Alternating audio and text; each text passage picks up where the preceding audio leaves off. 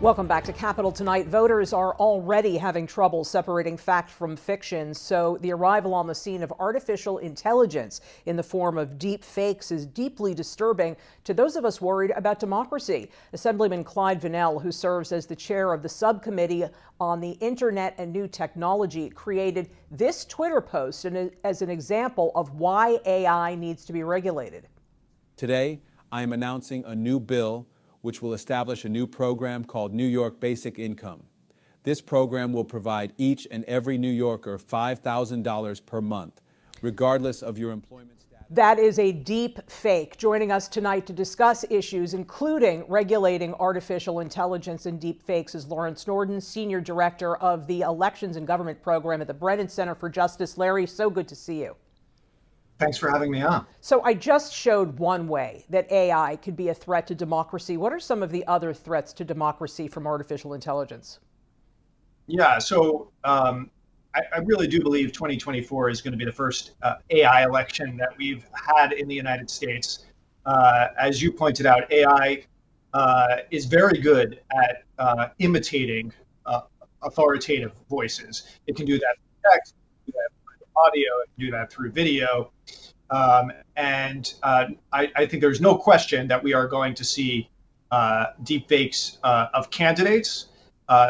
Voter suppression is an issue I'm worried about. There have in the past been robocalls, but you can imagine synthetic audio imitating election officials, others looking to confuse voters about where to vote, when to vote.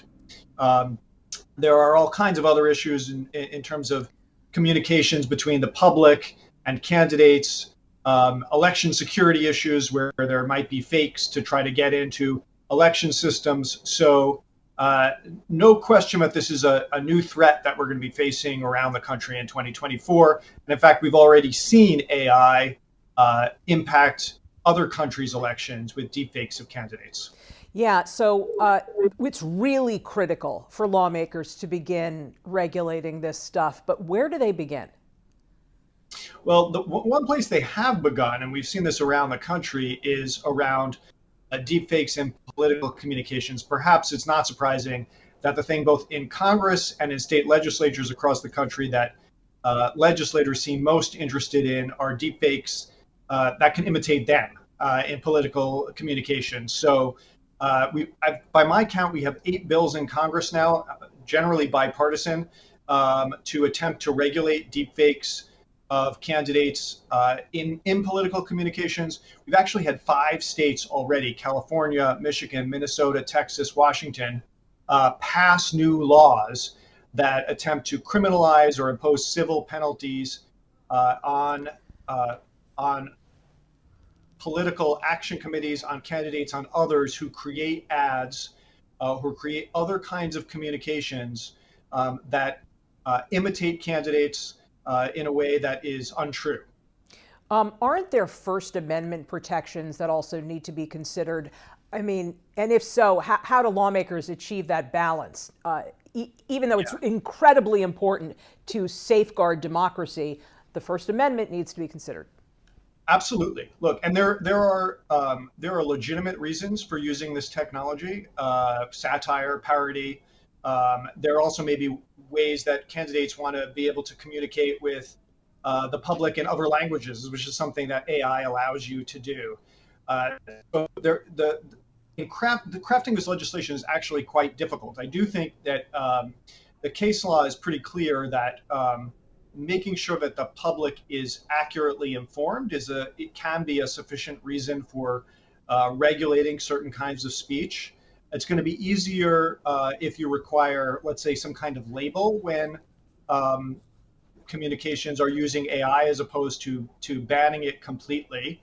And in general, in the states that we've seen that have passed these laws, there's some kind of time limit around the new requirements so that 60 days before and maybe after an election. I should say, even though legislators are most concerned about deepfakes of candidates, there are other areas where you can imagine there might be concerns about this. So for instance, we just had a big decision against Rudy Giuliani for telling lies about two election workers in Georgia.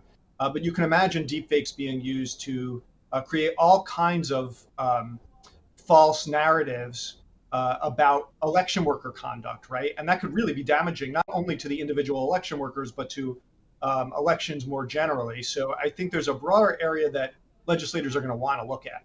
Yeah, what about a deep fake that comes out, for example, on November 3rd, and the presidential election is 2 days later on November 5th? There's not enough time to debunk that deep fake. Is that also something that's going to be hopefully legislated? Well, look, I don't know how much you can do, but there's only so much you can do. Let me put it that way. With legislation. So, in fact, we saw the very scenario that you're talking about in the Slovakian elections. A deep fake went around. Wow. It was audio of a candidate right before the election, the weekend before, saying that he was going to raise taxes in a what was supposedly a private conversation. It was all false.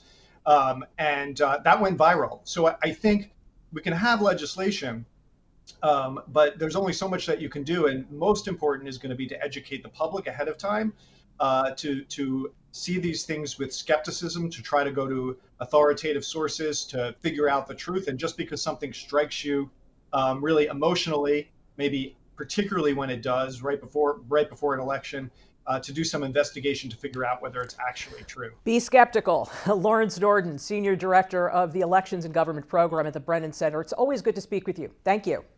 And thank you so much.